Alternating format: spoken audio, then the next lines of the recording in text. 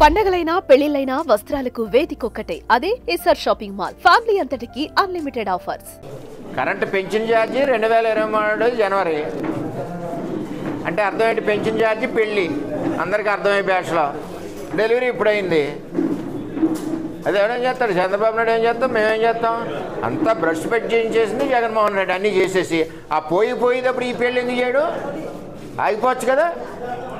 ప్రజలు కలిసి వచ్చింది కదా. మేము పెంచం కదా. కూటమి ప్రభుత్వం పెంచదు కదా. నువ్వు పోయేటప్పుడు పెళ్ళి ఎందుకు చేసిపోయావు?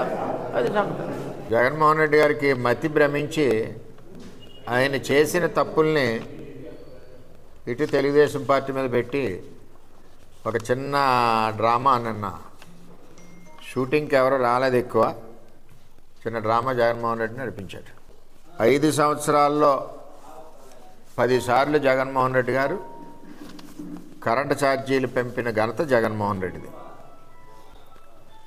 ఈయన అవినీతి వలన విద్యుత్ భారాలు అంటే విద్యుత్ నష్టం భారాలంటే 1,29,000 కోట్ల రూపాయలు జగన్మోహన్ రెడ్డి అవినీతి వలన విద్యుత్ సంస్థల మీద పడ్డమే కాకుండా విద్యుత్ ఛార్జీలు కూడా పెంచారు. ఎన్నిసార్లు? 10 సార్లు. పెంచిన భారం ఎంత? ఇందులో 32,166 కోట్ల రూపాయలు విద్యుత్ ఛార్జీలు పెంచాడు జగన్మోహన్ రెడ్డి. మాట్లాడి ఏమనాలి, మొద్దులుగా అందరికీ కూడా ఇది ఒక సమాధానం. అప్పులు ఎన్ని చేశారు? 49,596 కోట్లు విద్యుత్ సంస్థల కోసం అప్పులు చేశారు. 500 యూనిట్లు దాటి వాడిన వాళ్ళందరికీ 90 పైసలు పెంచి 1,300 కోట్లు డబ్బులు కలెక్షన్ చేసిన నాయకుడు జగన్మోహన్ రెడ్డి. 2020 మే నెలలో స్లాబుల సవరణ అని చెప్పి 1,500 కోట్లు జగన్మోహన్ రెడ్డి పెంచాడు.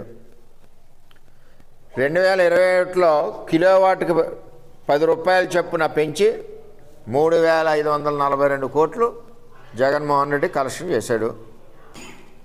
20లో స్లాబుల సవరణని 1,500 కోట్లు, 22లో స్లాబుల కుదింపని చెప్పి 3,900 కోట్లు, విద్యుత్ కొనుగోలు సర్దుబాట్లు అని చెప్పి 3,882 కోట్లు. మళ్ళీ 23 మే నుంచి fuel and purchase craft adjustment అని చెప్పి 400 కోట్లు. 23, 24లో పెంచినవి వాళ్ళు పెంచినయే ఇప్పుడు వీళ్ళు డప్పేసి చెప్పింది. ఇవన్నీ విద్యుత్ సంస్థలనే కుప్పకూల్చిన నాయకుడు ఎవరంటే జగన్మోహన్ రెడ్డి.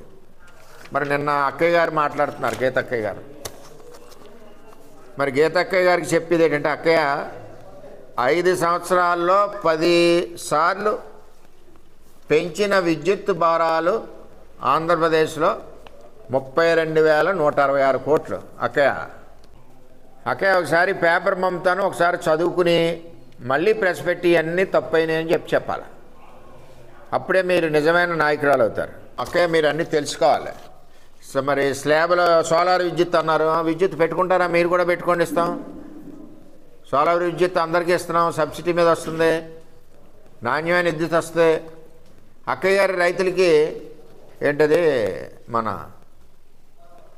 9 గంటలు విద్యుత్ లేదంటున్నారు. మరి అక్కయ్య SEZలో భూమిగా ఉంది కదా ఆవిడ. మరి ఆ భూమికి ఏమన్నా బోర్ కనెక్షన్ వేసుకున్నారా గీతక్కయ్య గారు? ఆ బోర్ కనెక్షన్ విద్యుత్కి అప్లై చేశారా? ఆ భూమి సర్వే నెంబరు బోర్ కనెక్షన్ పంపితే 10 నిమిషాల్లో ప్రభుత్వం విద్యుత్ కనెక్షన్ ఇస్తుంది రైతులకి.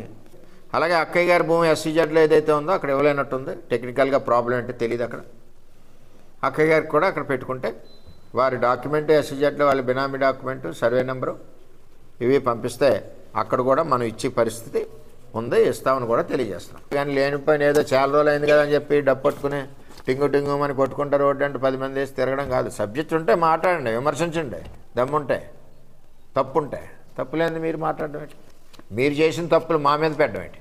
సుమన్ టీవీలో మీ పర్సనల్ అండ్ బిజినెస్ ప్రమోషన్స్ కోసం కింది నెంబర్కి కాంటాక్ట్ చేయండి.